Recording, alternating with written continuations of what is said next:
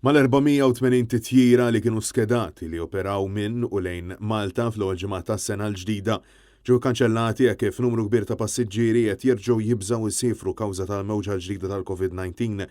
Kap Eżekuttiv tal-Ajruport Internazzjonali ta' Malta sostna mal-Journal Times of Malta li l-ewwel kwart tas-sena tal-2022 jidher li se jkun wieħed diżastruż għall-vjaġġar bl-ajru. U insista li taħwit u l-kontradizzjoni bl-informazzjoni li qed toħroġ lill-popli Ewropej b'restrizzjonijiet konfliġġenti qed taffettwa l-konfidenza tal-konsumaturi bl-ajruporti u l-linji tal-ajru isofru l-akbar daqqa sforz deċiżjonijiet meħuda bl-aġla.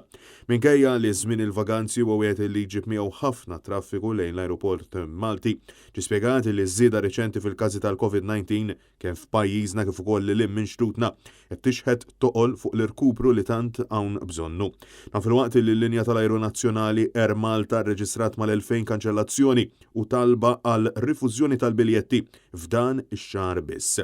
B'elfejn oħra matul ix-xahar ta' Novembru ġie spjegat li mill-bidu tal-pandemija Air Malta rċeviet ma' 300,000 talba ta' din ix-xorta għal valur illi laħħaq madwar 32 miljun euro. Kelliema l-linja tal-ajru nazzjonali saħħu li l-imxija tal-varjant Omicron u żieda drastika fil-każi qed issarraf f'domanda ferm baxxa li vjaġġar għax-xhur ta' Jannar u Frar u għalhekk sabiex ma jkunx hemm flights illi jaħdmu pratikament vojta.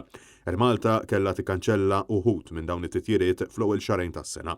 L-istess sentiment inevitabilment tinħass mill-operaturi tal-ivvjaġġar fejn ġie spjegat li l-qbija tas-settur jinsab lest għal bidu ta' sena ġdida ferm kwieta.